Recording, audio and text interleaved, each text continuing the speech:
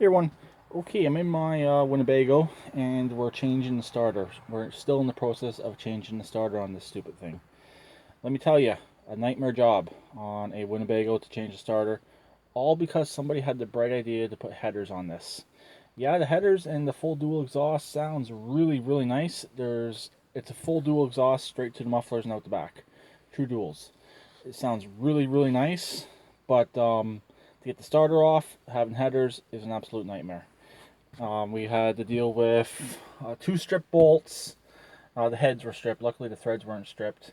So two strip bolts, and all the rest actually came off perfectly fine.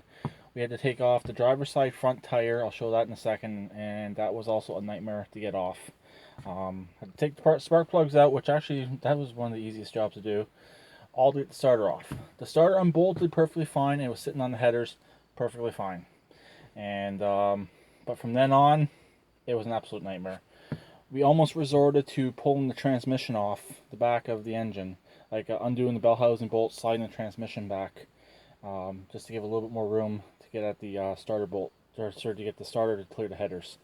But luckily, the one strip bolt, like I said, stripped on the head, snapped off. It's snapped off flush with the block, or sorry, flush with the heads. So I'm happy with it. Also, when they switched over from manifolds to headers, they over drilled the bolt holes. So we had coolant leaking out of all the bolt holes. So I had to drain coolant. So that was another nightmare. Luckily, I knew about that issue from last time I was down here. So next step is I'm going to put the new starter on. I've already tested the old starter. It's for sure shot. I'm probably not going to bother showing it on the video. I might not. We'll see. And I'll put new starter on. Put the header pipes back on loosely. Hook everything up underneath. Put the batteries in and make sure that this big 440 will crank.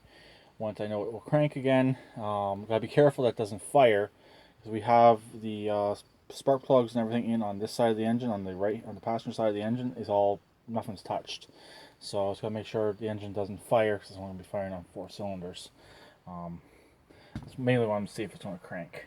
But so get all that on, and then I could probably leave it for tonight. I just want to get the starter back on, and because there's live wires down there. Even when I'm plugged in the 110 volt, there's still live wires down there. So I want to get all that stuff buttoned up for tonight, and we'll go from there.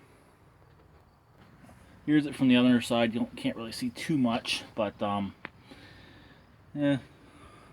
exhaust sitting there, and a pan full of antifreeze. But it's off, and we're pretty good to go now to put the new starter on. So talk to me later. Please keep our neck like always, and please keep comment.